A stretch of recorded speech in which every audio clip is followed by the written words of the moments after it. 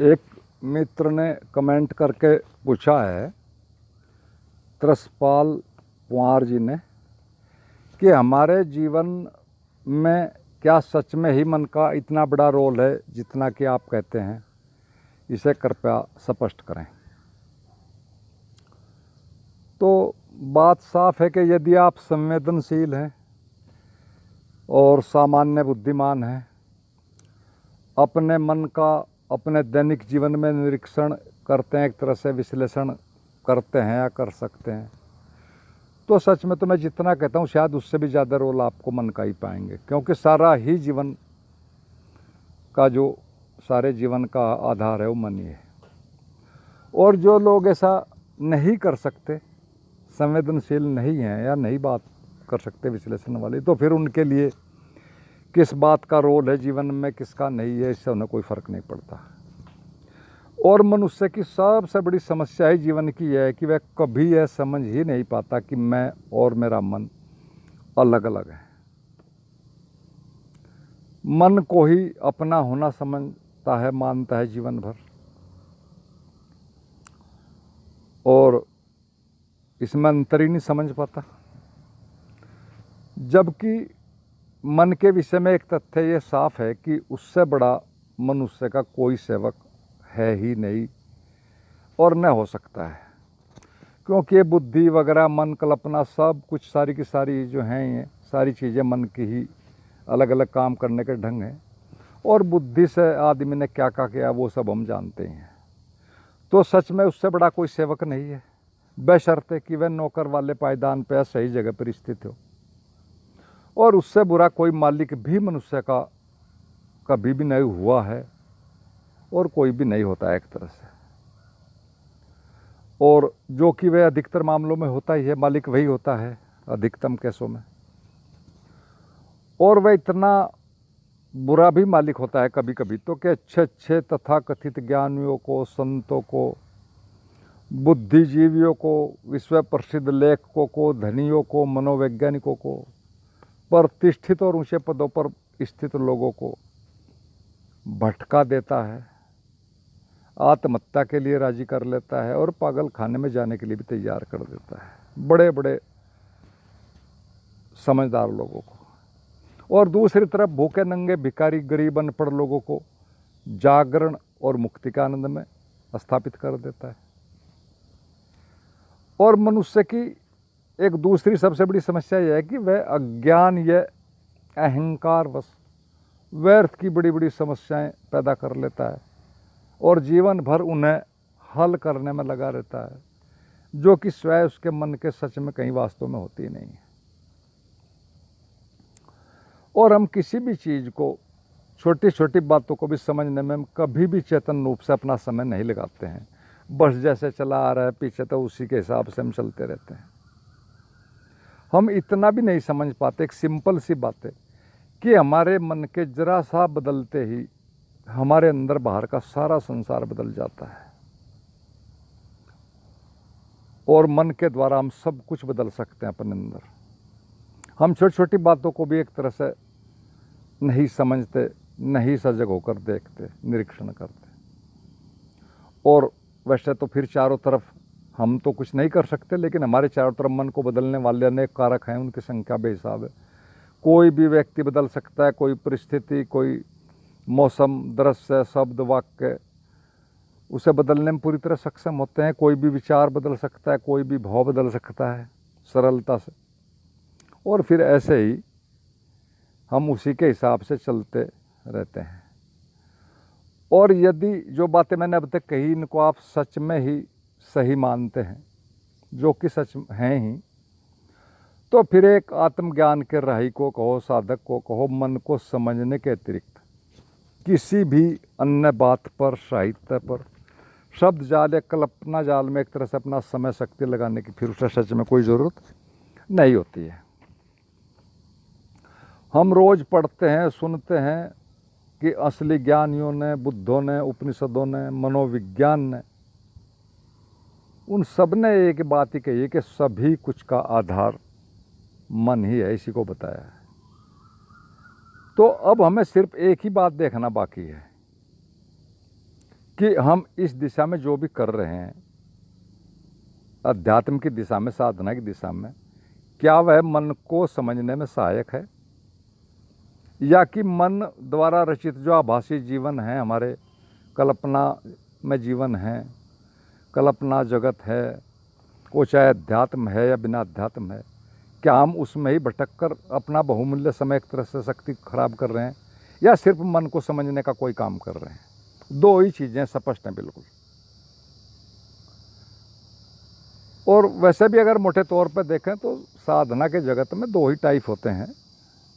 वर्गीकरण कहीं तक करें, कुछ भी करें, कितनी भी विधियाँ बनाए, पहला तो एक ही होता है कि मन को 100% किसी भी कार्य में लगा देना, चाहे वो कैसे लगाते हैं ये बात अलग है, तो वह 100% पर एक अलग ही आयाम में प्रवेश कर जाता है। एक टाइप ये है मोटे वाला।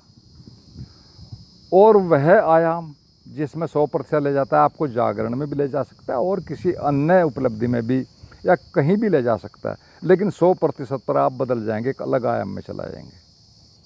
और कहाँ जाएंगे ये तो अलग से एक पूरी डिटेल्ड बात है। अब इसको अगर हम साधना के उसमें देखें, एक तरह से इतिहास में साधना जगत के, तो बुद्ध भरतरी के जीवन से मोटा मोटा समझ सकते हैं। दोनों अति संवेदनशील व्यक्ति थे, बुद्धिमान थे, एक तरह से साहसी किस्म के थे। बुद्ध ने पहले पूरी तरह सारा देखकर सारी घटनाएं जीवन के दुखों की पूरी तरह संसार छोड़ दिया, संवेदनशीलता सब बात समझ में आ गई, और फिर 6 साल बाद भी फिर पूरी तरह साधना को भी छोड़ दिया।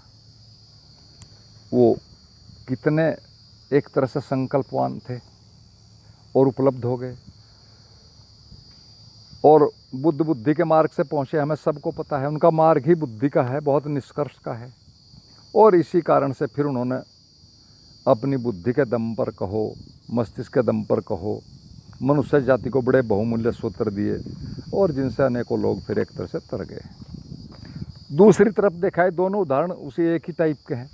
भरतहरि को पत्नी प्रेम में इतना गहरा धक्का लगा, यानी 100% ही प्रेम करते थे, फिर धक्का भी 100% लगा, कि जो व्यक्ति अपने ग्रस्त जीवन में श्रृंगार शतक जैसी अद्भुत रचना लिखा करता था, और फिर उसने एकदम उससे उलट एक वैराग्य शतक जैसा अद्भुत ग्रंथ संसार को दिया, बात सिर्फ 100% की थी।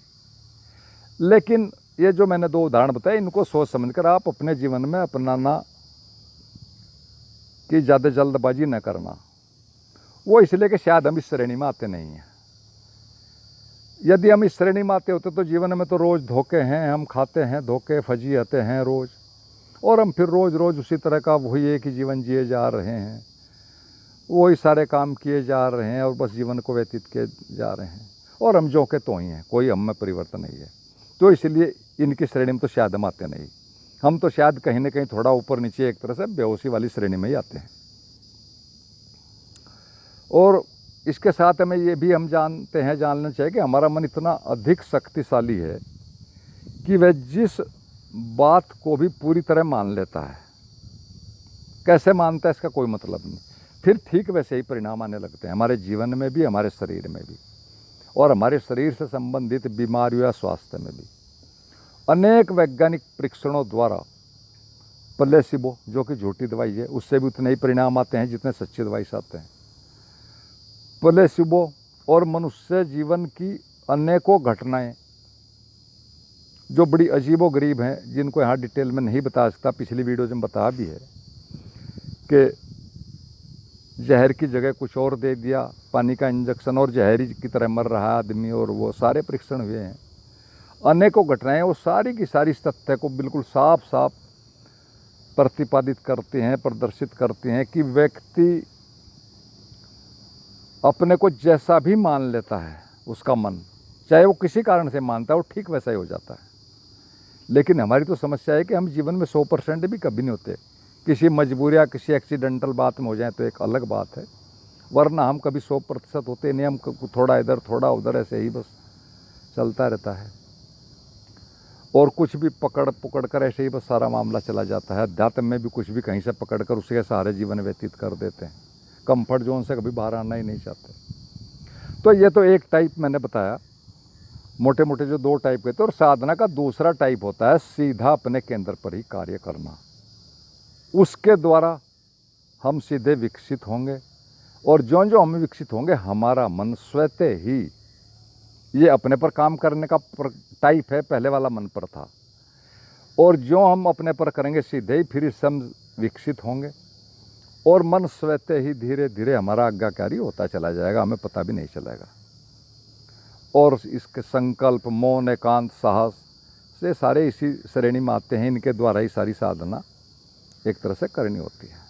तो मुख्य तो ये दो हैं, लेकिन मैं एक थोड़ा सा जो आजकल एक और भी चल रहा है वो हल्का सा है, उसके बारे में थोड़ा बता दूं। तीसरे टाइप के भी, उसमें भी हमें थोड़ा जान लेना चाहिए कि आजकल जो हंसना, नाचना, खुशियाँ मनाना, बेवजह स्वतंत्रता पर बहुत ज़्यादा जोर लगाना, इस तरह के ध्यान बनाना, ये सिर्फ बाहर की चीज़ें हैं। थोड़ा बहुत प्रभाव पड़ता है क्षणिक, ये रंग रोगन जैसे ही हैं, काम करते हैं, थोड़ी देर को दिखते हैं बड़े अच्छे हैं, लेकिन जैसे ही थोड़ा जीवन में कोई विषम परिस्थिति आती है, सब एक तरह से साफ हो जाते हैं धुलकर, ये ज़रा भी नहीं टिकते।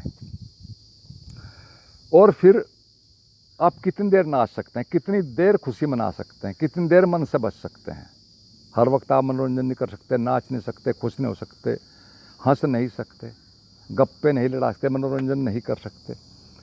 और ये मन है, इतना सस्ता नहीं होता ये। जब भी आप इनसे आओगे फिर वही चीज़ें खड़ी हो जाएंगी।